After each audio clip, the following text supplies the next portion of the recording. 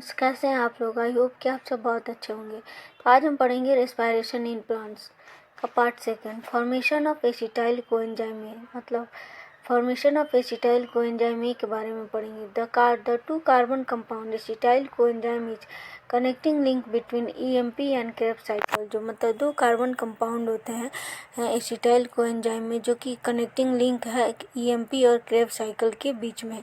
और ये सब डायग्राम में अच्छे से दिया हुआ है, इसको पढ़ लेना है। कैसे का पायरुवेट एंजाइम कन्वर्ट हो रहा है एसिटाइल कोएंजाइम ए में in the presence of coenzyme A and CO2 का रिलीज हो रहा है, और NAD प्लस कन्वर्ट हो रहा है NADH में, और प्लस H प्लस आयन का रिलीज हो रहा है।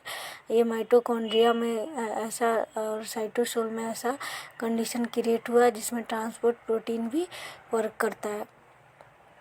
Krebs cycle, TCA cycle, organic acid cycle, mitochondrial respiration, oxidation of pyruvate, citric acid cycle, ये सारे के सारे क्रेब्स साइकिल्स में आते हैं। Sir Hans Krebs discovered the intermediate compounds of this cycle. जो सर हैंस क्रेब्स है उन्होंने डिस्कवर किया था intermediate compounds of Krebs cycle. And acetyl coenzyme reacts with oxaloacetic acid 4 carbon to form citrate 6 first stable product. जो acetyl coenzyme है वो react करता है ऑक्जेलोएसिटिक एसिड 4 कार्बन से और फॉर्म करता है citrate 6 and first stable product बनाता है। It operates in matrix of mitochondria. ये ऑपरेट होता है मैट्रिक्स ऑफ माइटोकॉन्ड्रिया में। ऑक्सीजन इन्वॉल्व होते हैं। Operates placed in anaerobic respiration, और ऑपरेट्स होता है प्लेस होता है एरोबिक रेस्पिरेशन में।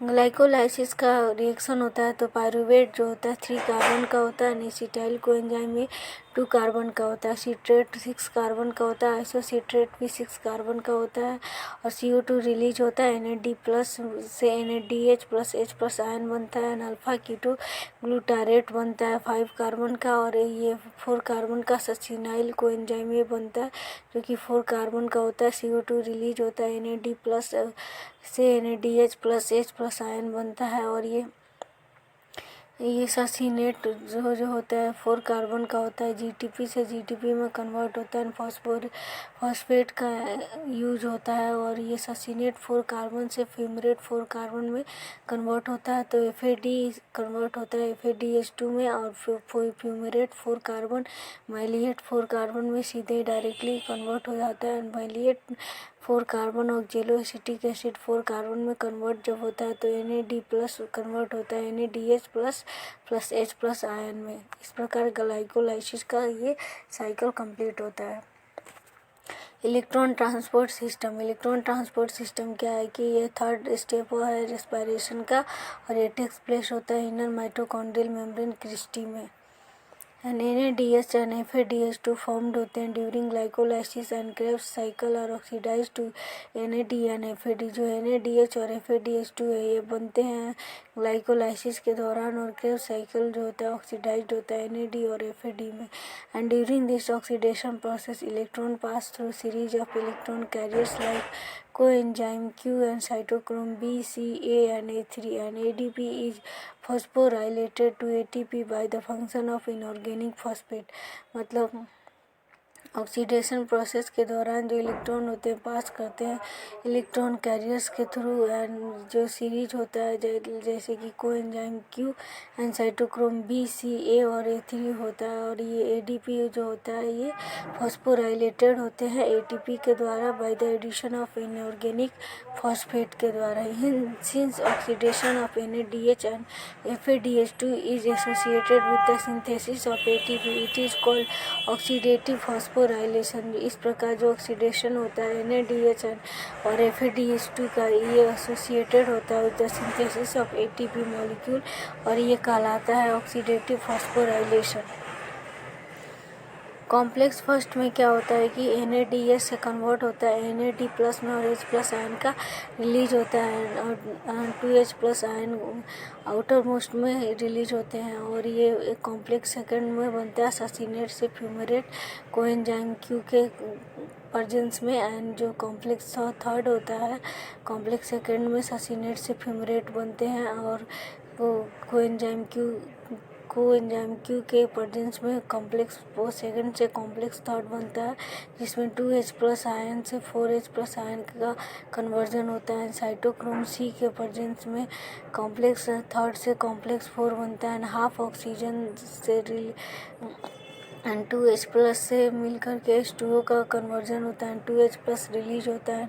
कॉम्प्लेक्स फिफ्थ में क्या होता है कि ADP adenosine diphosphate plus inorganic phosphate से एडिनोसिन ट्राइफॉस्फेट प्लस H2O का फॉर्मेशन होता है। 3H प्लस रिलीज होता है आउटर मोस्ट में दोनों साइड, और इनर माइटोकॉन्ड्रियल मेम्ब्रेन में स्पेस होता है और मैट्रिक्स होता है।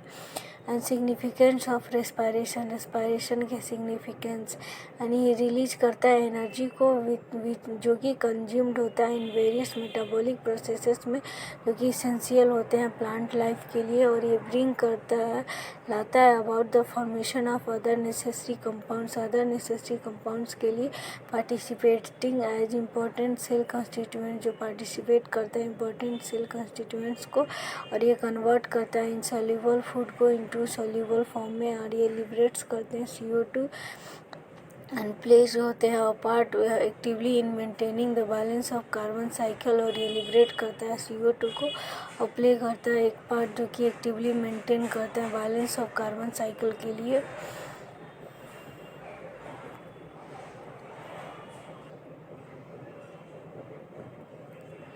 साइनाइड रेसिस्टेंट रेस्पायरेशन में क्या होता है कि इन हायर प्लांट्स में क्या होता है, जो एक्टिविटी होता है of the activity of cytochrome oxidase are inhibited in presence of cyanide. जो एक्टिविटी है साइटोक्रोम का ऑक्साइडेज का वो इनहिबिटेड होता है प्रेजेंस ऑफ साइनाइड के प्रेजेंस में। And under such circumstances cyanide resistant oxidase और alternate oxidase become functional. Under मतलब कुछ सर्कमस्टांसेस में जो साइनाइड रेसिस्टेंट होता है ऑक्साइडेज और अल्टरनेट ऑक्साइडेज फंक्शनल हो जाता है। And it is believed that this alternate route deviates from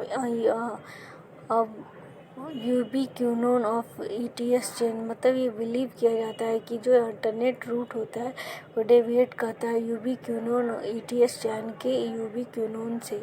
and the electron from ubiquinone passes to flavoprotein to alternate oxidase, and finally the electron is accepted by oxygen।